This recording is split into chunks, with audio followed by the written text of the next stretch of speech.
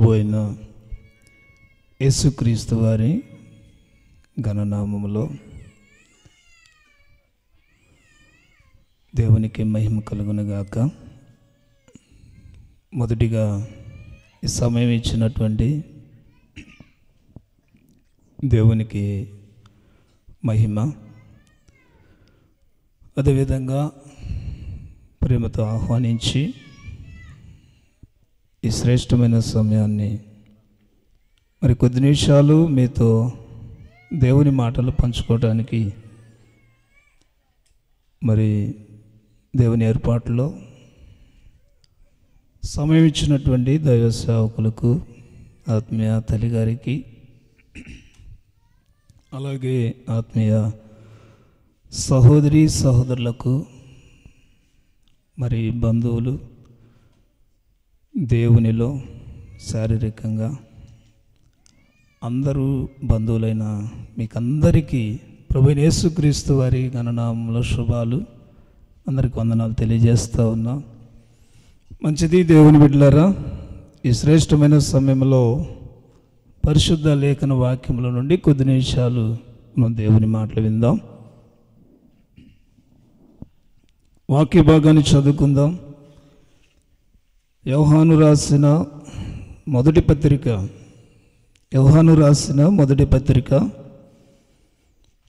3వ అధ్యాయము 22వ వచన భాగాన్ని చదువుకుందాం. మరియు మనము ఆయన ఆజ్ఞలను గైకొనుచు ఆయన దృష్టికి ఇష్టమైనవి చేయుచున్నాము గనుక మనమేమి అడిగినను అది ఆయన వలన మనకు దొరుకును. సంతోషంగా ఉన్నవారు ఒకసారి గట్టిగా చప్పట్లు కొట్టండి.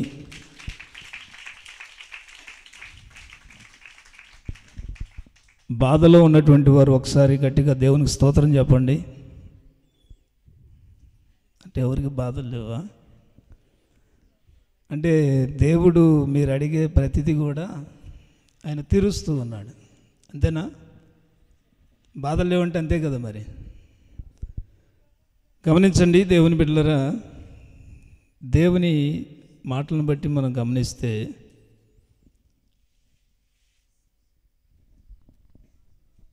మనము దేవునిని ప్రార్థనలో చాలా అవసరతలు అడుగుతూ ఉంటాం. ఇప్పటి వరకు మనము చాలా మనకున్నటువంటి అవసరతలను బట్టి, కొందరు ఉన్నటువంటి బలహీనతలను బట్టి ప్రార్థనలో దేవునికి మొరపెట్టుకొని ఉన్నాం. ఇప్పుడే కాదు, గతంలో ఎన్నోసార్లు మనం ప్రార్థన చేసి ఉంటాం. నేను ప్రార్థన చేసినటువంటి ప్రతి ప్రార్థనకు, నేను అడిగినటువంటి ప్రతి అవసరతకు దేవుడు నాకు అన్ని విషయాల్లో నాకు సహాయం చేస్తూ వచ్చాడు, ఒక్కటి కూడా మిగిలిపోలేదు అన్నవారు దేవునికి స్తోత్రం చెప్పండి. మరి ఎందుకని కొంతమంది చెప్పలేదు? కొంతమందికి అంటే అవసరాలు ఇంకా తీర్చబడలేదు, ఇంకా ఉన్నాయి అవసరాలు. చూడండి, మరి ఆత్మీయ తల్లిగారు, మరి సేవకులు, వారి సేవా పరిచర్య ఆరంభం నుంచి ఇప్పటి వరకు మరి దేవుని పేరిట ఎన్నో అవసరతలు అడిగి ఆయన కృపలో సహాయం పొందుకొని సాక్షులుగా నేటి సంఘానికి, యవనస్తులకు ఒక మోరల్గా, ఒక మాదిరికరంగా దేవుడు వారిని ఉంచాడు. దేవునికి స్తోత్రం కలుగునుగాక. కాబట్టి దేవుని బిడ్డలారా, మనం గమనించాలి, వాక్య భాగంలో మనం చూసినటువంటి మాట, మరియు మనం ఆయన ఆజ్ఞలను గైకొనొచ్చు ఆయన దృష్టికి ఇష్టమైనవి చేయుచున్నాము గనుక మనమేమి అడిగినను అది ఆయన వలన మనకు దొరుకును. ఆయన ఆజ్ఞలను గైకొనొచ్చు. ఆయన ఆజ్ఞలు మనకు తెలుసు కదా, 10 ఆజ్ఞలు. అదే నూతన నిబంధనలో 2 ఆజ్ఞలుగా యేసు ప్రభువు వారు చెప్పాడు. ఈ ఆజ్ఞలో మనకందరికీ తెలుసు.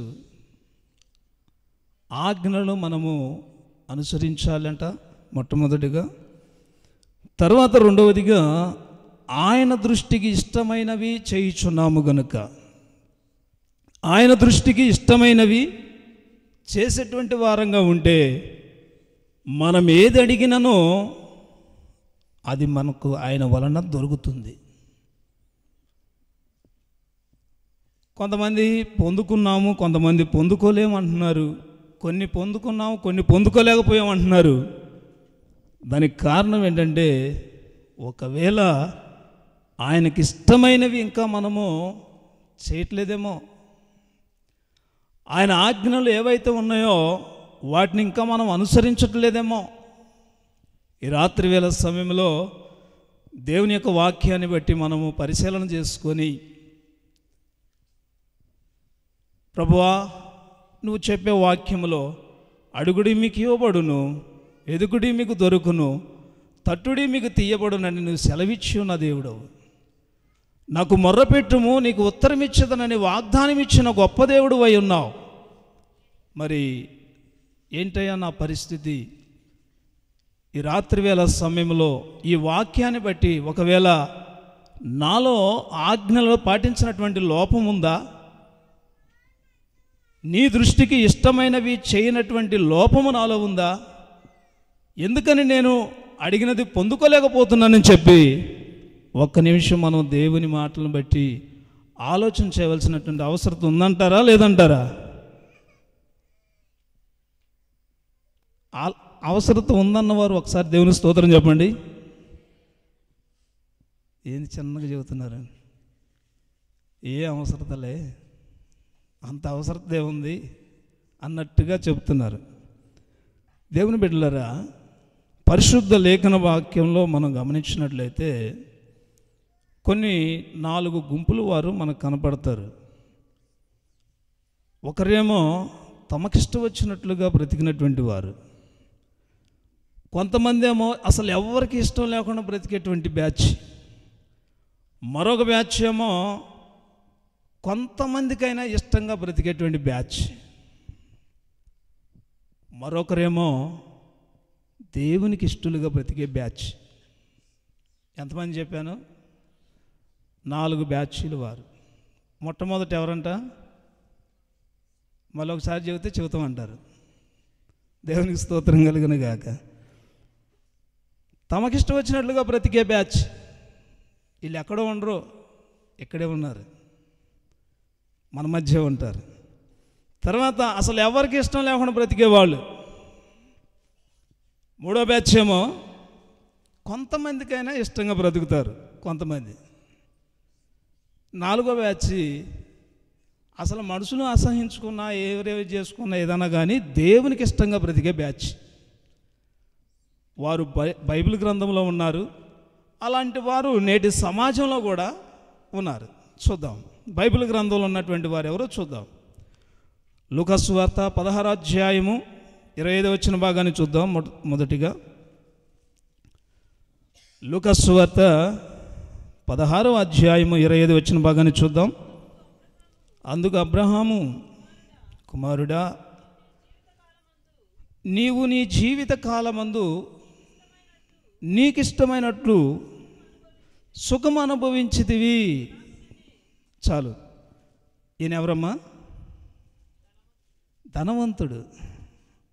ఈ ధనవంతుడు చూడండి, పాతాళములో పడిపోయినటువంటి పరిస్థితుల్లో తండ్రి అయిన అబ్రహామా, నేను ఈ అగ్నిలో బహుయాతన పడుచున్నాను, నాకు ఒక నీటి చుక్కను దయచేయమని చెప్పి అబ్రహాముకు కేకలు పెడుతున్నప్పుడు అబ్రహాం అంటున్నాడు, ఎవరితోటి? ధనవంతునితో అంటున్నాడు అబ్రహాము,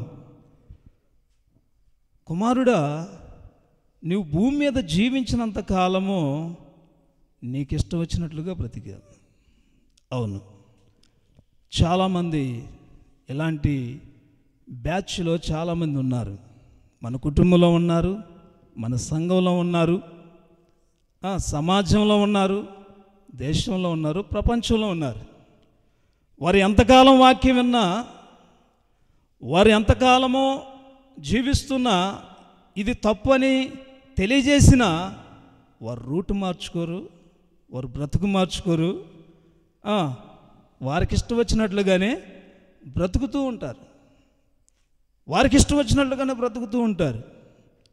చూడండి, ఎందుకబ్బాయి యవన ప్రాయంలో అలా దేహాన్ని పాడు చేసుకుంటావు, అలా జీవితాన్ని పాడు చేసుకుంటావు, ఎందుకబ్బాయి అని చెప్పి మాట్లాడామంటే నువ్వెవరు చెప్పడానికి? నా ఇష్టం అంటాడా? నా ఇష్టం, నా డబ్బు, నా ఇష్టం. చూడండి, కొంతమంది ఇళ్ళ పక్క గొడవలు, పగలంతా అమ్మాయి పనిచేసి వచ్చి ఉండొచ్చు, ఈడెక్కడో తాగి తిరిగి తందనాలు దొక్కి ఇంటికి వచ్చి పొద్దాకులు సేకరి చేసి వచ్చిన అమ్మాయిని ఎలా పడితే అలా కొడతా ఉంటే, తిడతా ఉంటే చూసి తట్టుకోలేక చాలామంది వాళ్ళు వెళ్ళి మాట్లాడతారు. అయ్యా ఎందుకయ్యా, ఎందుకయ్యా, వద్దయ్యా అని చెప్పి అడ్డుపడినప్పుడు వాడు అనేటువంటి మాట ఏంటి? నా ఇష్టం, నా భార్య, కొట్టుకుంటాను, తన్నుకుంటాను, చంపుకుంటాను, నువ్వెవడ వాడటానికి అని అంటాడు.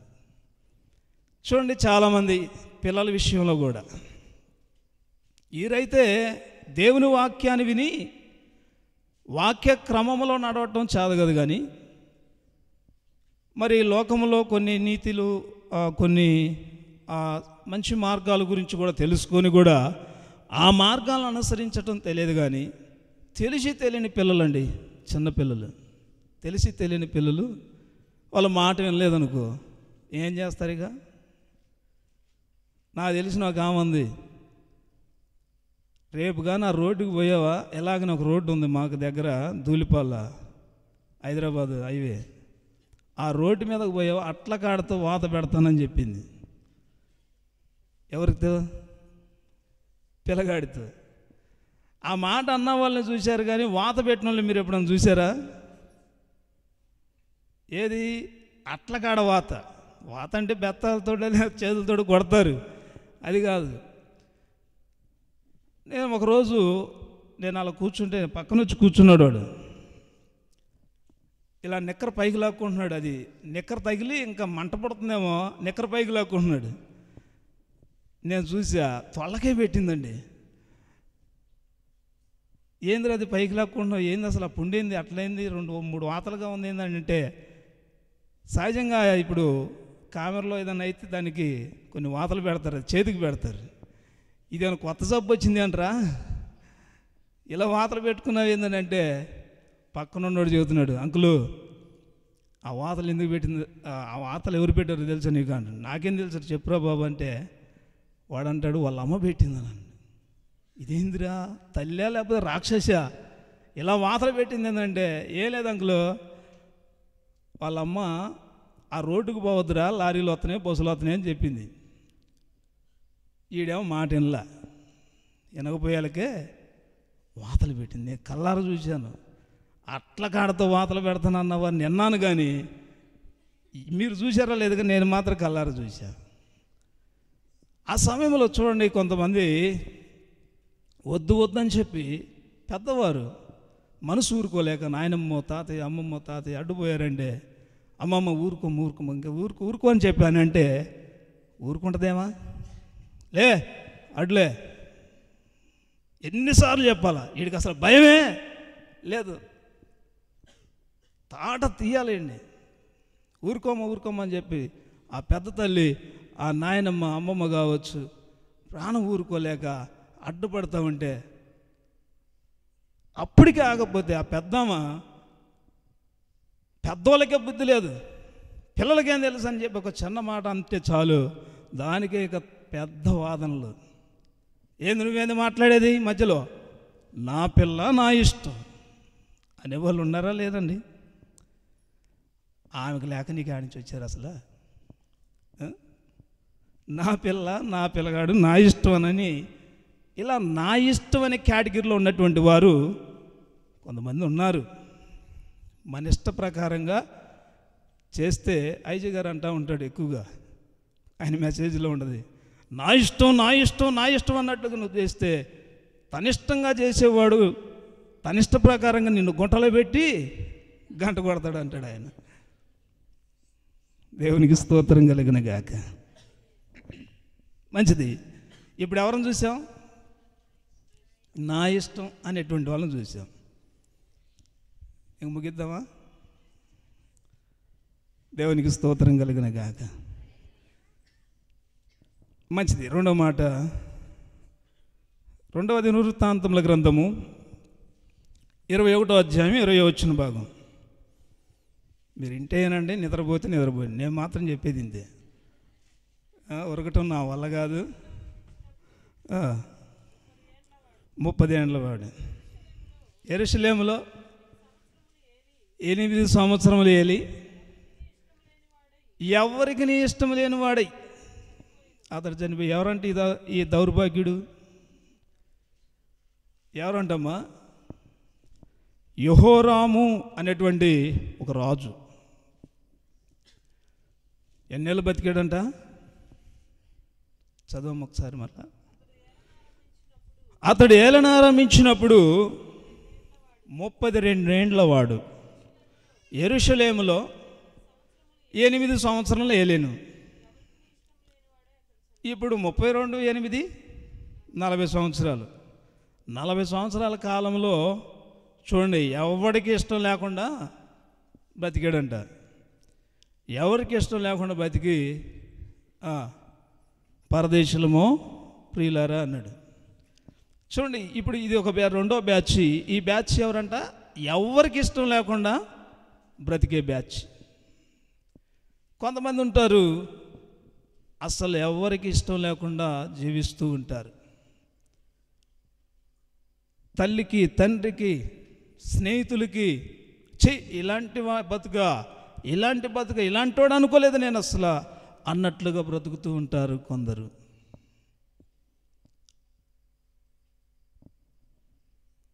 ఇంకా మూడో బ్యాచ్ గురించి మనం తెలుసుకుందాం. ఎస్తేరు గ్రంథము 10వ అధ్యాయము 3వ వచన భాగం చూద్దాం. ఎస్తేరు గ్రంథము.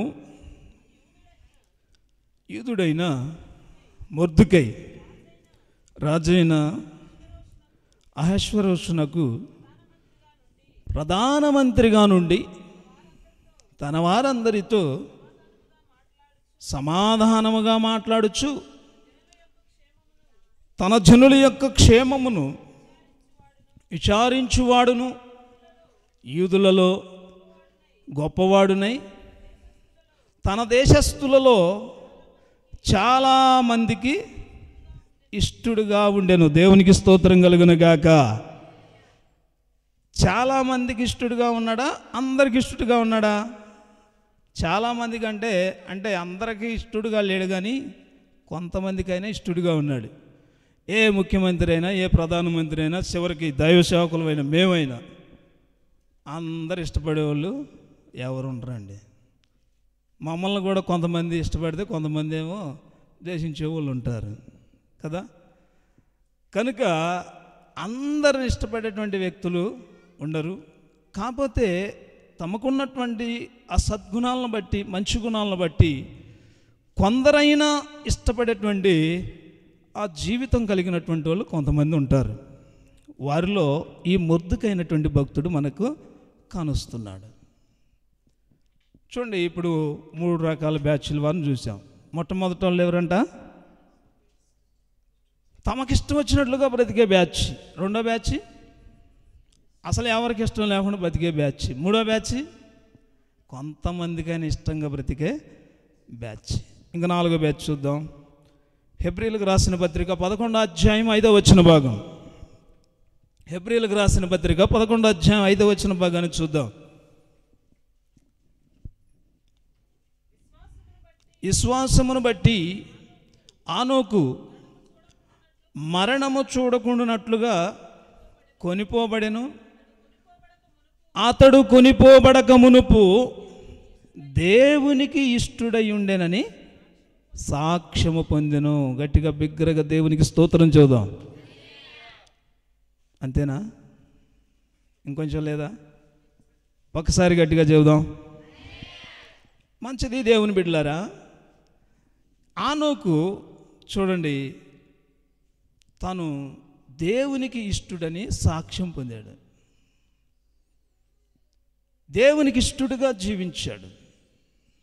దేవునికి ఇష్టుడుగా జీవించినటువంటి ఆనోకు మరణం చూడకుండానట్లుగా కొనిపోబడ్డాడు. కనుక దేవుని బిడ్డలారా, ఈ నాలుగిట్లో ఏది శ్రేష్టమైందంటారు? దేవునికి ఇష్టమైంది శ్రేష్టం. దానికంటే కొంచెం తక్కువది కొంతమందికైనా ఇష్టంగా బ్రతకటం శ్రేష్టం. దానికంటే ఇంక అసలు ఈ కింద ఉన్న రెండు కూడా డేంజర్ అన్నమాట. కనుక దేవుని బిడ్డలారా, మనం గమనించాలి.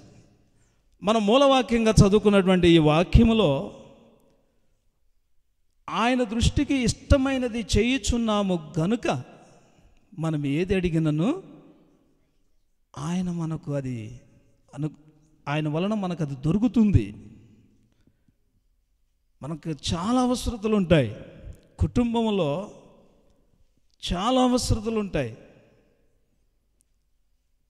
దేవుని ద్వారా మనకు చాలా సహాయం కావాలి, ఆయన ద్వారా చాలా ఉపకారం మనకు కావాలి. ప్రతిరోజు ఆయన కృపలో మనకు ఆయన ద్వారా మనం అవసరతలు తీర్చుకుంటూ ఉండాలి. ఆయన మనం అడిగేదానికి సహాయము ఇవ్వాలని అంటే మొట్టమొదటిగా ఆయన ఆజ్ఞలను మనము అనుసరించాలి. రెండోది ఏం చేయాలి? ఆయన దృష్టికి ఇష్టమైనది చేయాలి.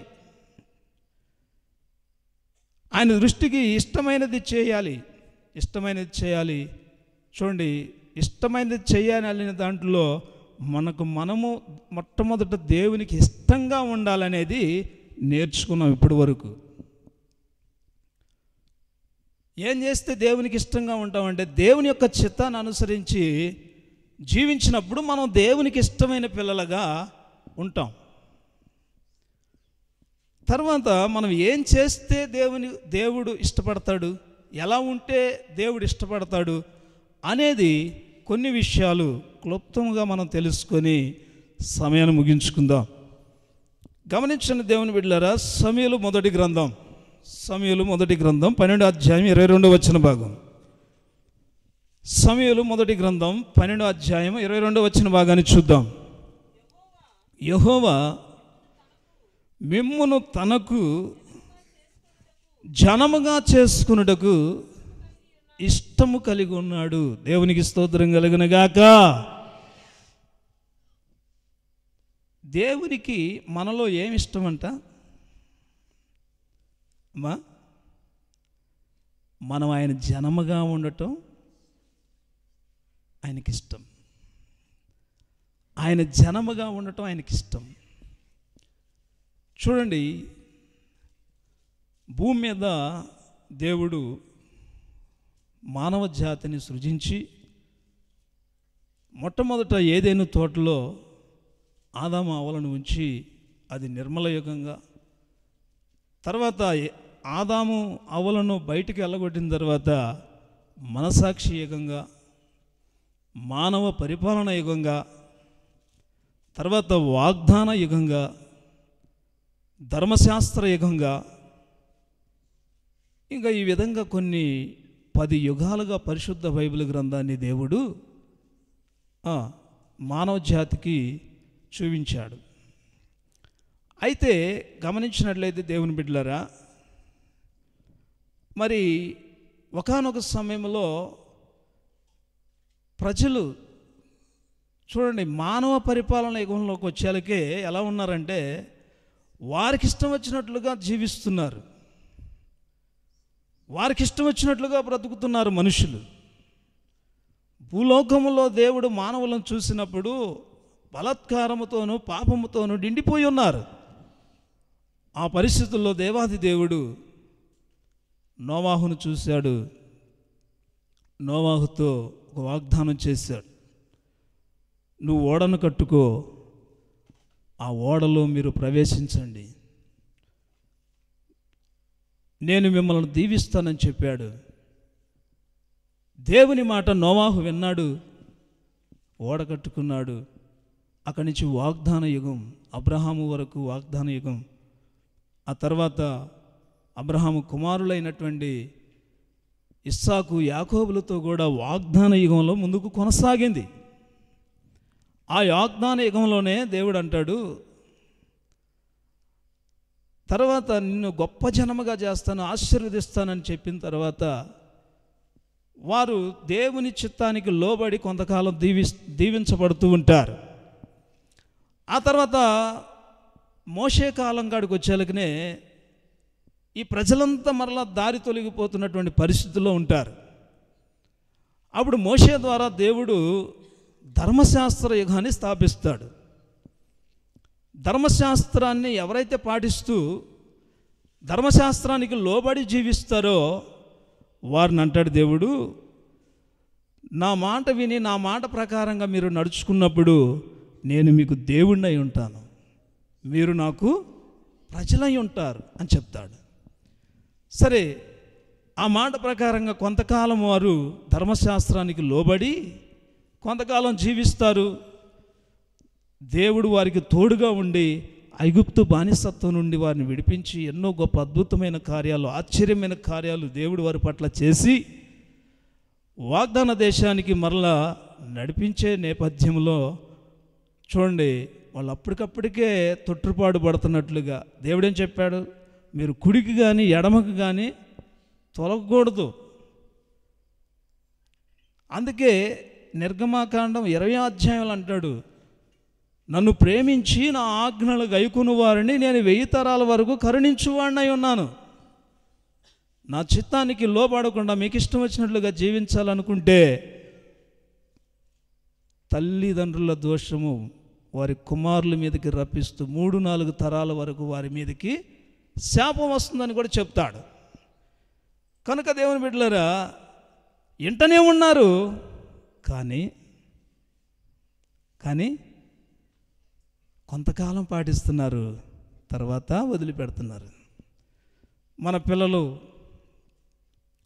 వాళ్ళు ఏ ప్రాయంలో ఉన్నారు? పశుప్రాయంలో ఉన్నారు. మనం చెప్పే విషయాలు వాళ్ళు వెంటనే మర్చిపోతారు.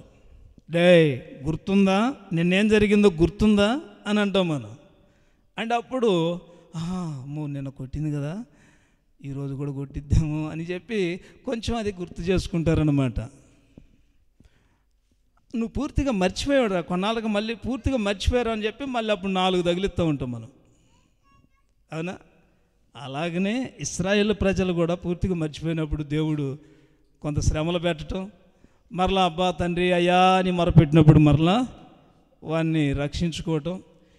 ఎట్టకేలకు గమనించండి దేవుని బిడ్డలారా, మొట్టమొదట ఒక దేవుని ప్రజగా వాళ్ళని ఏర్పరచుకుంటే ఆ ప్రజను ఇప్పుడు కూడా ఇచ్చిపెట్టలేదండి దేవుడు. దేవునికి స్తోత్రం కలుగును గాక. వారు తప్పు చేసినప్పుడు, వారు నేరం చేసినప్పుడు వాళ్ళని దండించాడు, శిక్షించాడు, కానీ వారిని మాత్రం పూర్తిగా విడిచిపెట్టలేదు. గమనించండి, ఈనాటి తరములో దేవుడు మనలను కూడా ఆయన జనముగా చేసుకోవటానికి ఆయన ఇష్టపడుతున్నాడు. ఆయన జనం అంటే కొంతమంది అంటారు, సహజంగా పూర్వకాలంలో మీదే కులం అని అడిగేవాళ్ళు, ఇప్పుడు కులం కాదు కానీ మీదే మతం అంటారు. ఏ మతం అన్నప్పుడు ఏం చెప్తుంటారు? మేము క్రిస్టియన్స్ అంటారు, మేము ముస్లిమ్స్ అంటారు, మేము హిందూస్ అంటారు. క్రిస్టియన్స్ అని చాలామంది మన వాళ్ళు చెబుతుంటారు. క్రిస్టియన్స్ అని పేరు పెట్టుకున్నంత మాత్రాన క్రిస్టియన్సా ఏమా? మరి ఎలా క్రిస్టియన్స్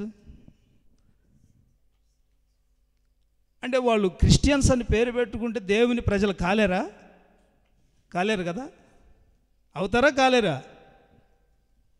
కానీ చాలామంది చెబుతూ ఉంటారు, క్రీస్తు యొక్క లక్షణాలు వారిలో లేకుండా మేము క్రిస్టియన్స్ అని చెబుతారు. అదే అండి, మేము క్రిస్మస్ పండుగ చేయట్లేదా? మా దగ్గర పెద్ద చర్చి కట్టుకోలేదా? మేమందరం సందాలు వేసుకోలేదా? అప్పుడప్పుడు కొట్టుకోవట్లేదా? ఇలాంటి కామెడీలు చేస్తూ ఉంటారు. ఇదంతా చూడండి, ఇలాంటి వారు క్రిస్టియన్స్ అని చెప్పుకున్నంత మాత్రాన దేవుని ప్రజలు కాలేరు. దేవుని సన్నిధికి వచ్చాం, పోనీ మనమందరం దేవుని ప్రజలమేనా? గ్యారెంటీ ఉందా? గ్యారెంటీ ఉన్న వాళ్ళు దేవుని స్తోత్రం చెప్పండి. ఏంది భయంగా ఎత్తున్నారు చెయ్యి? గ్యారెంటీ అంటే చూడండి, ఆయన ఏదైతే మనకు తెలియజేస్తున్నాడో అది మనం చేసినప్పుడే ఆయన ప్రజలు. దేవునికి స్తోత్రం కలుగునగాక. ఆయన చెప్పేది ఒకటి, మనం చేసేది మరొకటిగా ఉంటే ఆయన ప్రజలమని ఎలా మనం అనుకున్నా వాళ్ళు గుర్తిస్తారండి? చాలామంది పిల్లలు అంటారులే, ఏమంటారు పిల్లలు? మీదే స్కూల్ రా, మాదే స్కూల్ రా, మాదే స్కూల్ రా అని చెప్పుకుంటారు. స్కూల్ ఎదురా అని చెప్పుకుంటారు. కొంతమంది రెగ్యులర్గా వాళ్ళు ప్రైవేట్ స్కూల్ అయినా లేకపోతే గవర్నమెంట్ స్కూల్ అయినా వెళ్ళే వాళ్ళు చెప్పుకుంటారు. ఒకడు ఫస్ట్లో పేరు రాయించుకుంటాడు, తర్వాత స్కూల్కే పోడు. కలుపు పోతాడో తెలీదు, గేదెల కాడికి పోతాడో తెలీదు. వాడు కూడా ఏమంటాడు? మా స్కూల్ అంటాడు. చివరికి అక్కడ పోయి అడిగితే చెబుతారు వాళ్ళు, ఎయిరా అటెండెన్స్ చేయరా.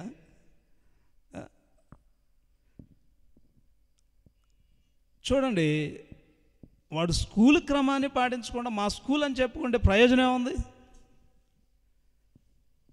అలాగనే దేవుని బిడ్డలారా, మనం దేవుని పిల్లలమని చెప్పుకున్నంత మాత్రాన దేవుని పిల్లలం అయిపోం. దేవుని చిత్తం ఏమై ఉన్నదో ఆ చిత్త ప్రకారంగా మనం చేసినప్పుడే ఆయన ఆజ్ఞలు గైకొనొచ్చు. మూలవాక్యంలో చూసాం కదా, ఆయన ఆజ్ఞలు గైకొనొచ్చు. ఆయన దృష్టికి ఇష్టమైనది చేయుచున్నాము గనుక అప్పుడు మనము దేవునికి ఇష్టమైన పిల్లలుగా ఉంటాం. ఇలా అయితే మీరు రాం అన్నట్టుగా చూస్తున్నారు. దేవునికి స్తోత్రం కలిగిన గాక. మీరు వస్తే నాకే, రాబోదు నాకే, నేను మా ఊరు పోతా. అంతేనా? దేవుని బిడ్డలారా గమనించండి, మనం దేవునికి ఇష్టమైన పిల్లలంగా ఉండాలి. అంటే ఆయన జనముగా ఉండాలి. మనం ఆయన జనముగా ఉండాలి. కొంతమంది చూడండి, అమ్మో రేపు జెండాలు పట్టుకొని పోవాలా, బస్ స్టాండ్ కానించి తాలూకా కాడికి పోతే చాలు, లేదా కోట కాడికి పోతే చాలు, తలా 200 ఇస్తాం. వాళ్ళు దేనికి వేరండి? నిజంగా జెండా పట్టుకున్న వాళ్ళందరూ కూడా పార్టీ వాళ్ళేనా? వాళ్ళకే ఓటేస్తారా? మన పల్లెటూరులో తక్కువ, కానీ సిటీల్లో మాత్రం ఎక్కువగా కూలిపోయే వాళ్ళు ఎక్కువ, జెండాలు పట్టుకొని కూలిపోయే వాళ్ళు ఎక్కువ. దేవునికి స్తోత్రం కలిగిన గాక. కనుక దేవుని బిడ్డలారా, అలాంటి వారుగా మనం ఉండొచ్చునా?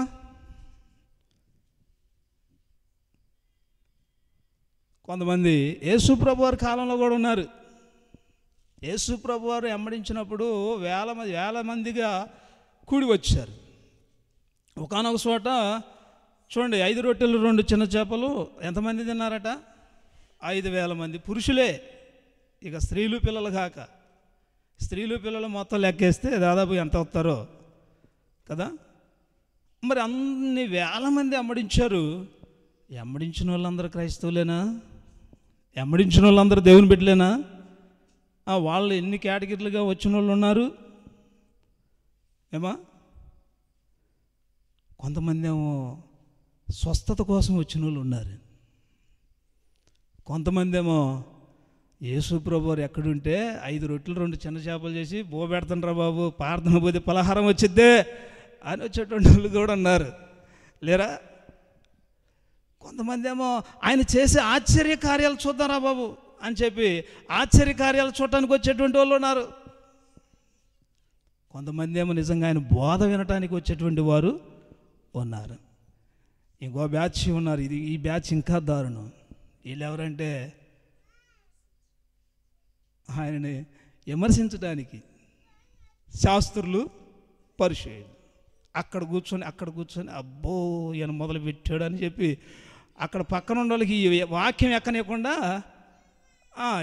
మన సంఘంలో కూడా ఉంటారా ఉండరా? ఉంటారు. కనుక దేవుని బిడ్డలారా, యేసుప్రభు వారి కాలంలోనే ఉన్నారు. ఇప్పుడు మాత్రం ఎందుకు ఉండరు? ఒకసారి పరిశీలన చేసుకోండి.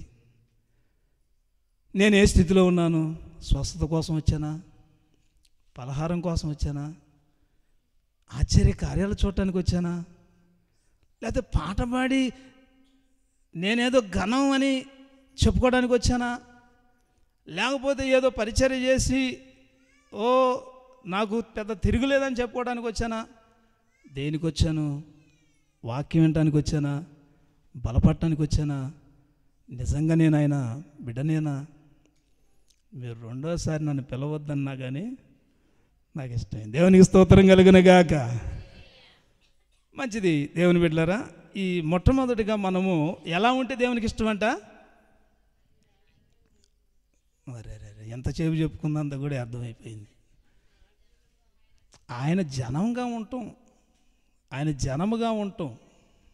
అదే కదా మనం ఆ వచనంలో చదివింది. తనకు జనముగా చేసుకోవాలని ఆయన ఇష్టం కలిగి ఉన్నాడు. ఆయన జనముగా ఉండటం ఆయనకి ఇష్టం. టైం అయిపోయింది అనుకుంటా పాస్టర్ గారు. అయిపోయిందా? ఉందా? మర్చిపోయా. ఇంకా చెవిడి మిరగాలకు పోవాలి కావాలా? అమ్మ తల్లులారు, ఒక్కరోజు నిద్రపోతా పోయండి, ఏం పర్వాలేదు. తర్వాత సామెతల గ్రంథం 21వ అధ్యాయం. సామెతల గ్రంథం 21వ అధ్యాయం 3వ వచన భాగం చూద్దాం. నీతి న్యాయములు అనుసరించి నడుచుకునుట బలులను అర్పించుట కంటే యెహోవానగు నాకు ఇష్టం. నీతి న్యాయములను అనుసరించుట. నీతి అంటే ఏంటమ్మా? అబ్రాహాము దేవుని నమ్మెను, అది అతనికి నీతిగా ఎంచబడెను. మీరు వాక్యమే చెప్పారు. దేవునికి స్తోత్రం కలుగునుగాక. టోటల్గా నీతి అంటే నీచమైన ప్రతిదానికి దూరంగా ఉండటమే నీతి. అవినీతికి దూరంగా ఉండటమే నీతి. న్యాయం భూమి మీద మనం చూస్తూ ఉంటాం. న్యాయం చూస్తాం, అన్యాయం చూస్తూ ఉంటాం. న్యాయమైన మార్గంలో మనమే కొనసాగుతూ ఉంటాం. అన్యాయం అని తెలిసి కూడా దాంట్లో ఒక్కొక్కసారి కొనసాగుతూ ఉంటాం. రూట్ను బయలుదేరేటప్పుడు రైట్ రూట్ ఏదో రాంగ్ రూట్ ఏదో రెండు మనకు తెలుసు. కొన్నిసార్లు చూడండి, రాంగ్ రూట్లో కూడా ప్రయాణం చేస్తూ ఉంటాం. కనుక దేవుని బిడ్డలారా, రెండోదిగా దేవుడు అంటున్నాడు, మనం ఆయనకి ఇష్టలుగా ఉండాలంటే భూమి మీద నీతిని గురించి వినటమే కాదండి, నీతిని జీవితంలో అన్వయించుకోవాలి. నీతిని జీవితంలో అన్వయించుకోవాలి. నీచమైన ప్రతి దానికి మనం దూరంగా జీవిస్తూ ఆయన దృష్టికి న్యాయమైనది మనం చేయాలి. ఆయన దృష్టికి న్యాయమైనది చేయాలి. పరో భార్య వచ్చింది, యోసేపును బలవంతం చేసింది. ఎవరు లేరు ఇక్కడ, నువ్వు నేను తప్ప అంది. ఆ పరిస్థితుల్లో కూడా యోసేపు ఏమన్నాడు? నా దేవునికి విరోధంగా నేను ఎట్లు ఇట్టి పాపమును కట్టుకొందును అని చెప్పి పాపమును విడిచిపెట్టి యోసేపు పారిపోలేదా? నీతిని కాపాడుకోవటం కోసం, పరిశుద్ధతను కాపాడుకోవటం కోసం. అలా ఉంటే దేవునికి ఇష్టం. దేవునికి స్తోత్రం కలుగునుగాక. త్వరగా ముగిస్తున్నా. మరొకటి, మూడో విషయం, హెచ్కేలు గ్రంథం 16వ అధ్యాయం 8వ వచన భాగాన్ని చూద్దాం. హెచ్కేలు గ్రంథం 16వ అధ్యాయం 8వ వచన భాగాన్ని చూద్దాం.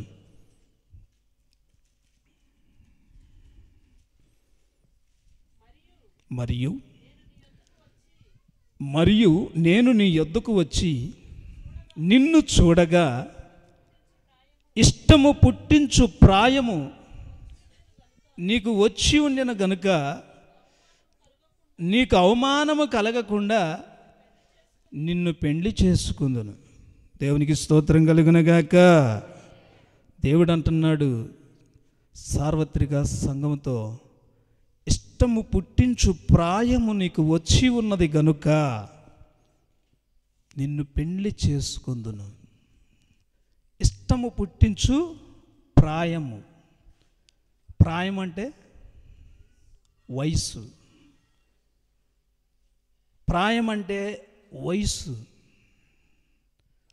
చూడండి, ఒక వరుడు ఒక వధువును వివాహం ఆడాలని అంటే ఏ వయసులో వాడతాడమ్మా? ఏ వయసులో వివాహం ఆడతాడు? యవన వయసులో. ఇష్టము పుట్టించు ప్రాయము వచ్చినప్పుడు వరుడు వధువును వివాహం ఆడతాడు. అలాగనే దేవుని బిడ్డలారా, ఆధ్యాత్మిక జీవితంలో మన ఒక పరిశుద్ధ కన్యకగా మనల్ని పోల్చాడు దేవుడు. మనము దేవుని చిత్తములో దేవుని యొక్క వాక్యాన్ని అనుసరిస్తూ జీవిస్తూ మనలో ఇష్టము పుట్టించు ప్రాయం అంటే వయస్సు, దేవునికి ఇష్టమైనటువంటి రీతిలో మనము ఆత్మీయ స్థితిలో మనం ఎదగాలి. దేవునికి స్తోత్రం కలుగునగాక. కొంతమంది ఎదుగుతారు కానీ అదే అంటారు, మోటు మాట, ఈడుంది కానీ ఎవరం లేదంటారు కదా. ఈడుండి ఎవరం లేకుండా బతుకుతూ ఉంటారు కొంతమంది. ఈడుండి ఉపయోగం ఏముంది?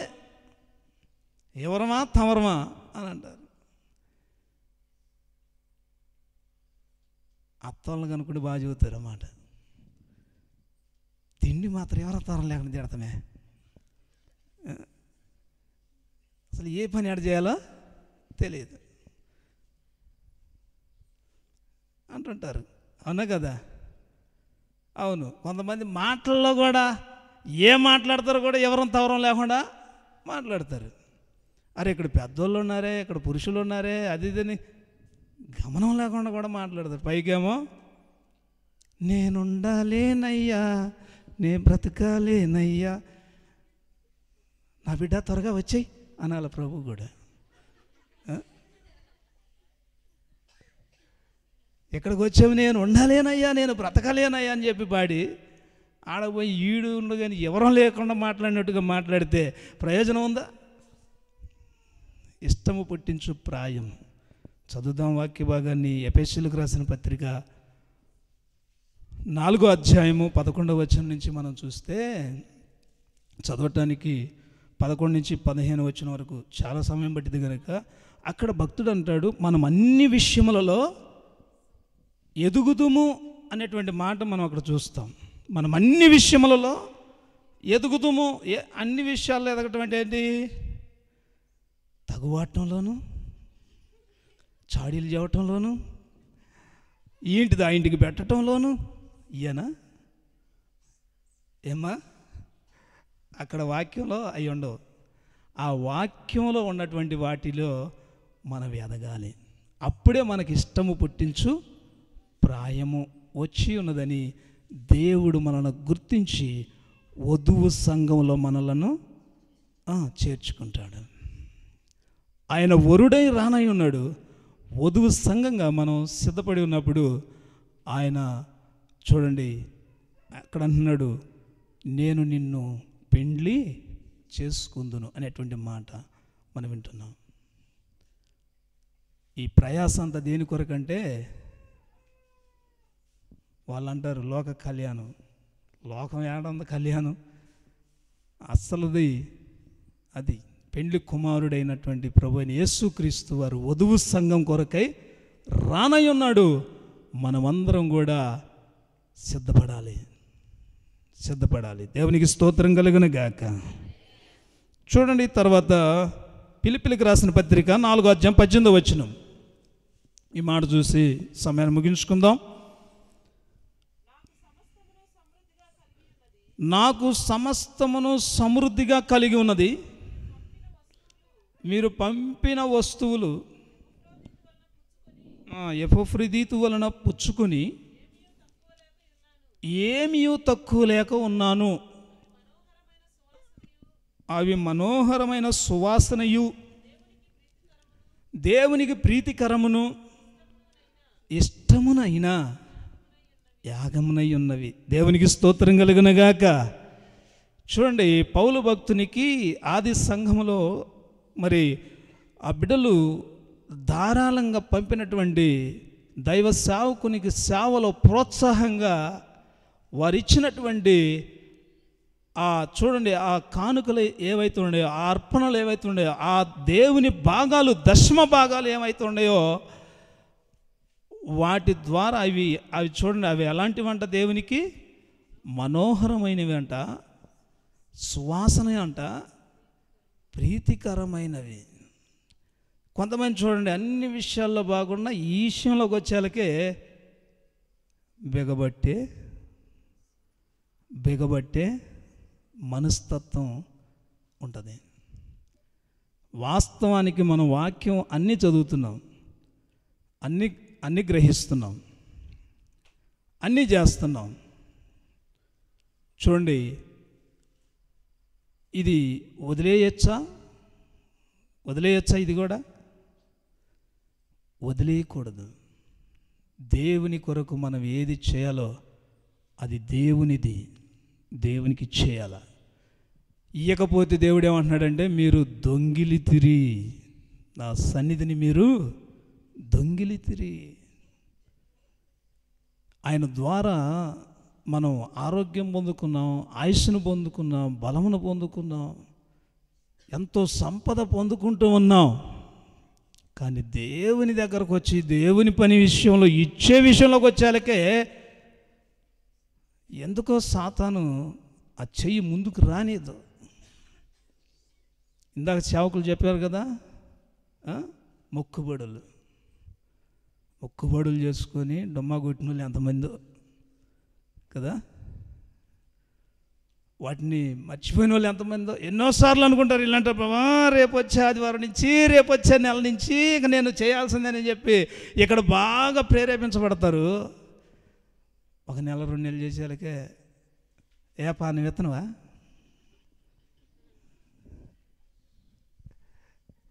ఏంది ఇచ్చేది అని ఇట్లా మాట్లాడుకొని ఒకరికొకళ్ళు.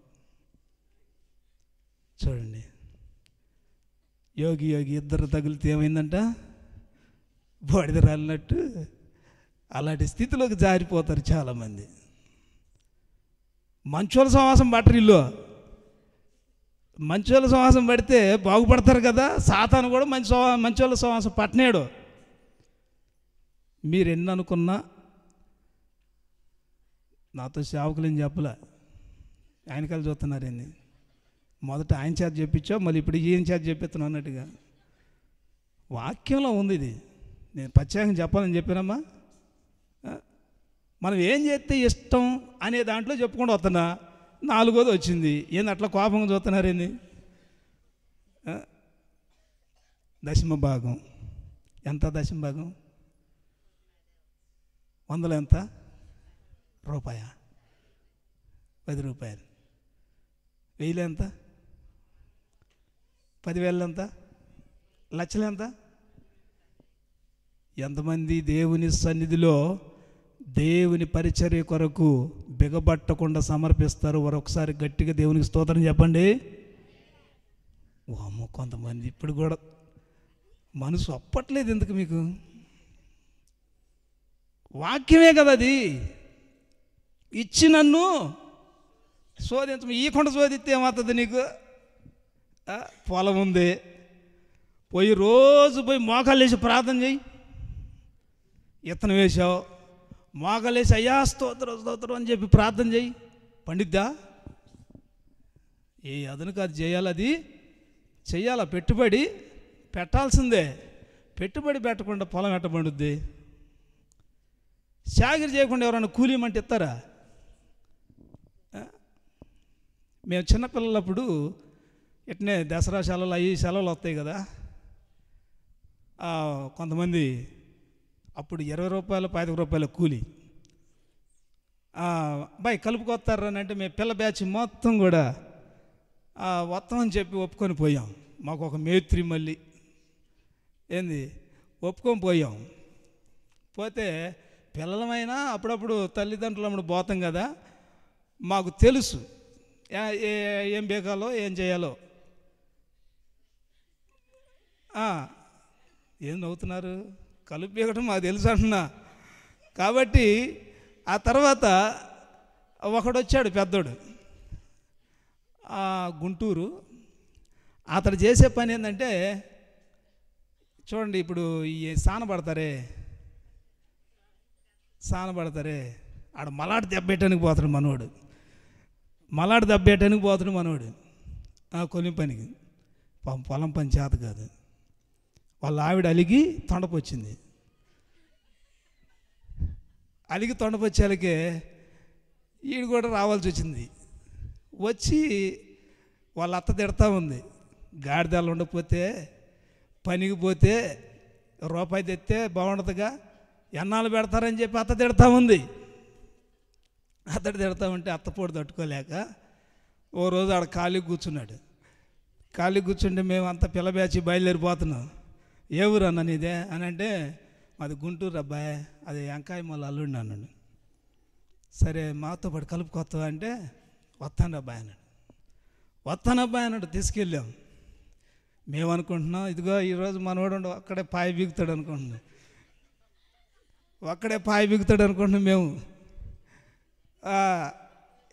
చూడండి, మా ఊరు కమ్మూరును కూడా మేము అత్త మామ అని చెప్పి అని పిలుస్తూ ఉంటాం. అత్తవు ఇవాళ చూడు పెద్ద క్యాండిడేట్ని పట్టుకొచ్చాం, ఇంకా అసలు కలిపి రోజు మామూలుగా ఉండదని చెప్పాం. సరే పాండిరా మీరు అని చెప్పి తీసుకుపోయి పొలంలో వంచింది. ఇక వంగి పీకుతూ ఉన్నాం. ఈడు లింగి తీసుకు గోష పెట్టిండు, గోష కూడా పెట్టుకోవడం జాతకలేదు. ఇక మా ఇద్దరి మధ్య పట్టిండు. పీకరా నాయన అంటే ఏం పీకరాడు ఇట్లా. ఇప్పుడు నావు దుబ్బులు వరి దుబ్బులు రెండు ఒకే రకంగా ఉంటాయి. కొన్ని ఒక చోటకు వచ్చిన తర్వాత అది రెండో వరుస కలుపు అండి, బాగా పెద్ద దిబ్బులు అయినాయి. రెండో వరుస కలుపులకి దిబ్బులు బాగా పెద్ద అవుతాయి కదా. ఇక ఏమంది పెద్ద దిబ్బు పీకి ఒడ్డును పడేసిండు అసలు. వచ్చి వరి నీ గుణం పట్టు ఎవరు నువ్వు ఇంతలా దుబ్బు పీకేసి ఎందురా నీకు అది నేను చెప్పి తిట్లు లేచింది ఆమె. ఏందమ్మా ఏందని చెప్పి మేము అంత దూరం పోయి మళ్ళీ వెనుక్కొస్తే అప్పటికే మనవాడు 2 దుబ్బులు పీకి అవతల పడేసింది. యానిసి తీసుకొచ్చారా ఈయన్నే, ఈ దుబ్బులు పీకి ఎత్తండి ఏంది అని చెప్పి ఆ మా మీద తిట్టడం మొదలుపెట్టింది. అయ్యా నీకు దండం పెడతాం, ఇట్ట బీకన్నా అట్ట బీకన్నా మేము చెబుతుంటే పాపం ఏం చేయాలో వాళ్ళగాట్లా. చివరికి ఆమె ఏమందంటే, గట్టును కూర్చోయ్యా కూలిస్తానని చెప్పింది. గట్టును కూర్చోబెట్టా. కూలిచ్చిద్దా? తర్వాత నా కూలేదురా అన్నాను. మొఖానికి సిగ్గుందిరా అంటారు అసలు అడగటానికి. మడిసి చూస్తే అడ్డగాడిదాలుండు. సరే కాసేపు అన్న మమ్మల్ని చూసానా నేర్చుకోవద్దా? ఇప్పుడు కూలి అడుగుతున్నావు, ఎంత బాగా అడుగుతున్నావు, సిగ్గు శరం ఉందా లేదని చెప్పి అన్నాం. అట్నే మనకు కూడా చేయాల్సిందేదో చేయాలి కదా. చేయాల్సిందేదో చేయకుండా మనం ఎప్పుడు ఇక అడిగేటువంటి వారంగానే ఉంటే ఎట్లా అండి? ఏదైనా కానీ పరిచర్య చేయాలి. పరిచర్య చేసిన సమయంలో పరిచర్య చేయాలి, ఇచ్చే సమయంలో ఇవ్వాలి. ఇతరులకు కూడా సహాయం చేసే సమయంలో పేదలకు కూడా సహాయము చేయాలి. కైసరిది కైసరికి ఇవ్వాలి, బీదులది బీదులకు ఇవ్వాలి, దేవుని సన్నిధిలో దేవుని సన్నిధికి ఇవ్వాలి. అంతా నాకే ఉండాలని చెప్పి ఎంగిల్ చేత్తో కూడా కాకిని దోలకుండా అట్నే పట్టుకున్నావంటే ఏముండదు. ఎదజల్లి చెప్పాలి మీరే, ఎదజల్లి అభివృద్ధి పొందిన వారు కలరు. దేవునికి స్తోత్రం కలుగునగాక. కనుక మనోహరమైనది మనం ఇచ్చినప్పుడు దేవునికి చాలా ఇష్టం. నాకు అప్పుడప్పుడు కానుకలు వస్తూ ఉంటాయి, చాలా విచిత్రంగా ఉంటుంది. వాళ్ళకు పనికిరాని వేస్తూ ఉంటారు, సగానికి చినిగిపోయిన వేస్తూ ఉంటారు. మా పిల్లలు కొట్టులో పోయి ఇది తీసుకోలేదు నాన్న అని చెప్పి అంటారు. సరే నేనేం చేశానంటే, ఇది అతుకులు వేస్తారు చూడమ్మా, ఆ టేబు ఒకటి తెచ్చి ఇంట్లో పెట్టుకున్నా. మరి ఏం చేస్తా, ఆ టేబు ఇంట్లో తెచ్చి పెట్టుకొని అతుకులు నేనేసి పంపిస్తున్నా. అదేనా వాక్యంలో ధర్మశాస్త్ర ప్రకారంగా ఇచ్చే విషయంలో కుంటిదాన్ని, గుడ్డిదాన్ని అలాంటిది ఇవ్వచ్చు అని ఉందమ్మా వాక్యంలో. మంచి నోటి తీసి పక్కన పెట్టి ఒక మూల కట్ చేసిన ఒక నెంబర్ కూడా పోయిద్ది. ఆ 100 రూపాయల నోటు తీసుకొచ్చి దేవుడు మహానాన్ని వేద్దామని చెప్పి వేస్తారు. ఇవ్వచ్చు అది మనోహరమైనది, పనికొచ్చేదే ఇవ్వాలి. నీకే పనికిరాపోతే దేవునికి ఎలా పనికొచ్చింది? పనికిరంది ఏత్త నువ్వే పనికి రాకుండా పోతావు. అలాంటి స్థితిలో ఉండకూడదు. కనుక దేవుని బిడ్డలారా గమనించండి. మూలవాక్యాన్ని మరొకసారి చదువుకుందాం, ప్రార్థన చేసుకుందాం. మరియు మనం ఆయన ఆజ్ఞను గైకొనొచ్చు ఆయన దృష్టికి ఇష్టమైనవి చేయుచున్నాము గనుక మనమేమి అడిగినను అది ఆయన వలన మనకు దొరుకును. ఆయన ఆజ్ఞలు గైకొనొచ్చు ఆయన దృష్టికి ఇష్టమైనవి చేస్తే మనం ఏది అడిగితే అది ఖచ్చితంగా దొరుకుతుంది. అది ఇవ్వకపోవటానికి ఆయన అపనమ్మకస్తుడు కాదు, అన్యాయస్తుడు అంతకంటే కాదు.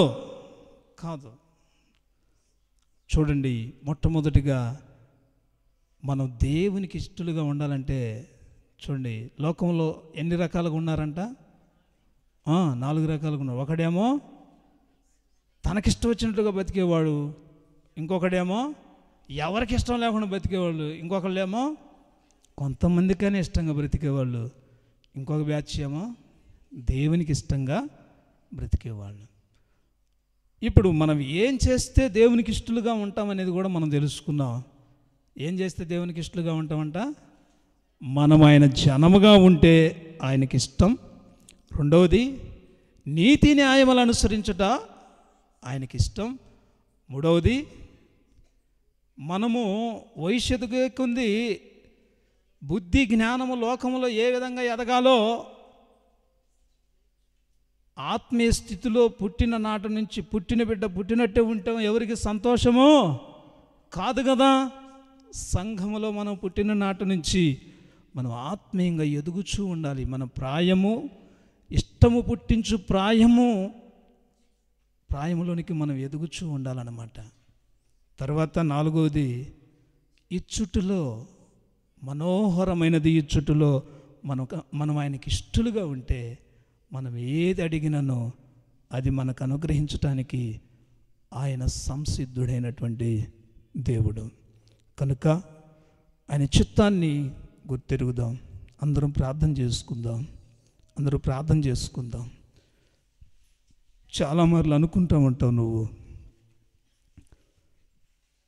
ఎందుకని దేవుడు ఎన్నాళ్ళు బట్టు నేను అడుగుచున్నా కదా, నాకు ఒక ఇల్లు కావాలని అడుగుచున్నాను కదా, అయ్యా నాకున్నటువంటి అప్పుల బాధ నుంచి విడుదల పొందాలని నేను అడుగుతున్నా కదా, అయ్యా నాకున్నటువంటి కుటుంబంలో ఉన్నటువంటి దరిద్రత తొలగిపోవాలని అడుగుతున్నాను కదా, నా భర్తకు మార్పు రావాలని అడుగుతున్నాను కదా, నా కుమారుడికి మంచి ఉద్యోగం రావాలని అడుగుతున్నాను కదా, మంచి తెలివి జ్ఞానం కావాలని అడుగుతున్నాను కదా, ఎందుకు నేను పొందుకోలేకపోతున్నాను అని నువ్వు అనుకుంటున్నావు. అని నువ్వు ఎన్నోసార్లు అనుకున్నావు. దానికేంటో దేవుడు ఈ ఆల్ నైట్ ప్రేయర్లో నీకు తెలియజేశాడు. దేవుని బిడ్డ, నువ్వు దేవునికి ఇష్టమైనది చెయ్యి. ఆయన ఆజ్ఞలను అనుసరించు, ఆయన దృష్టికి ఇష్టమైనది చెయ్యి. ఆయన దృష్టికి ఇష్టమైనది చేస్తే నువ్వేది అడుగుతావో అది ఖచ్చితంగా నీకు దొరుకుతుంది. నువ్వేది అడుగుతావో అది ఖచ్చితంగా నీకు దొరుకుతుంది. భక్తిలో మేము ఎదుగుతున్నాం అనుకుంటున్నాం. భక్తిలో నన్ను మించిన వాళ్ళు ఎవరున్నారు అనుకుంటున్నావు? నాకు అన్నీ తెలుసులే అనుకుంటున్నావు. ఈ రాత్రి వేళ సమయంలో వాక్యమై ఉన్న దేవుడు నీతో సూటిగా మాట్లాడి ఉన్నాడు. నువ్వు దరిద్రతలో ఉండటం ఆయనకి ఇష్టం లేదు. నువ్వు దీవించబడాలని ఆయన కోరుకుంటూ ఉన్నాడు. నువ్వు ఆశీర్వదించబడాలని ఆయన కోరుకుంటూ ఉన్నాడు. కనుక సహోదరుడా, సహోదరి, అయ్యా, నేను నీకు ఇష్టముగా ఉండలేకపోయానేమో, అందువలనే నేనే దీవించబడలేకపోతున్నానేమో, నన్ను మన్నించయ్యా, నన్ను క్షమించు నా ప్రభువా. నేటి నుంచైనా నీ చిత్తాన్ని అనుసరించి నీ చిత్తానుసారంగా జీవిస్తానయ్యా. ప్రభువా, నాయన నీకే వందనాలు. ఈ రాత్రి వేళ నన్ను దర్శించినందుకు, నాతో సూటిగా మాట్లాడినందుకు నీకే వందనాలయ్యా. తండ్రి, మీకే స్తోత్రాలు ప్రభువా అని ప్రభు సన్నిధిలో ప్రార్థన చేద్దాం.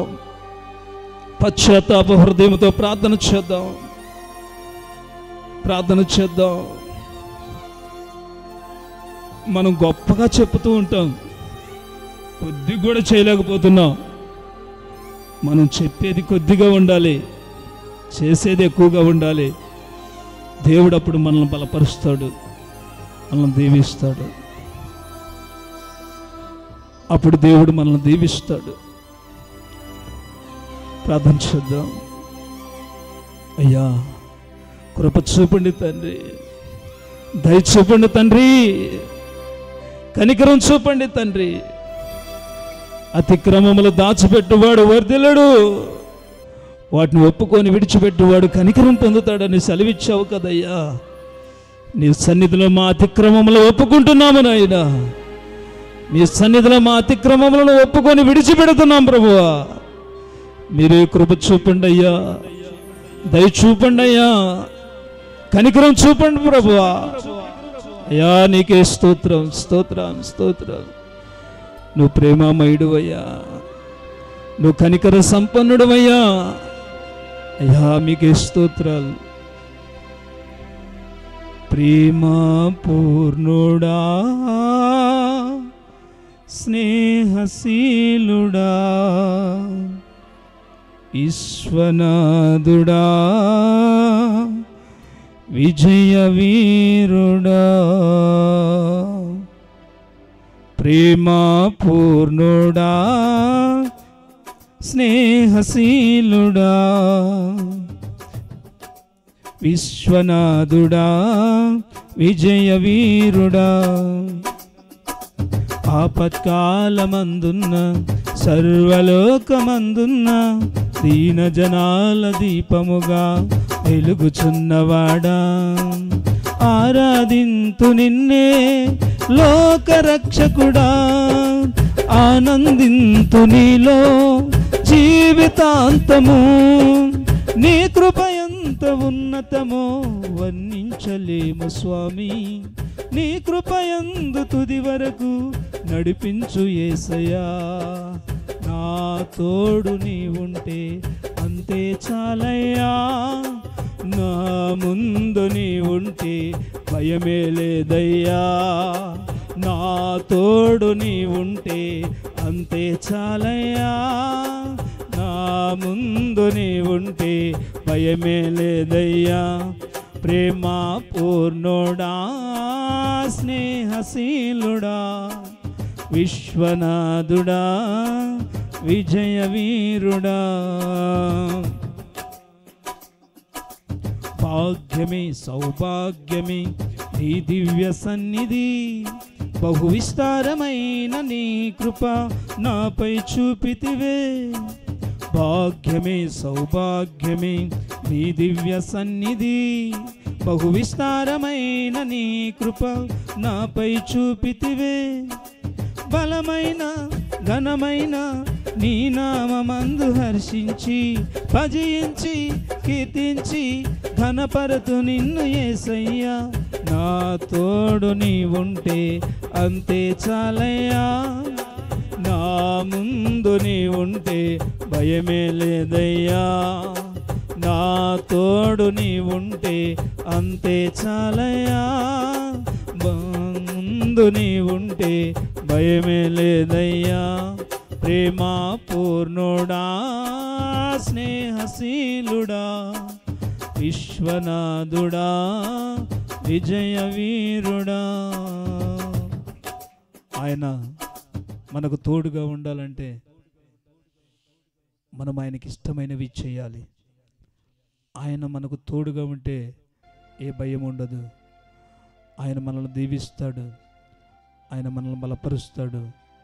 అయితే మనం ఆయనకి ఇష్టమైనవి చేయాలి. ఆయనకి ఇష్టమైనవి చేసినప్పుడు దేవుడు మనల్ని బలపరుస్తాడు, దీవిస్తాడు. ప్రార్థన చేసుకుందాం.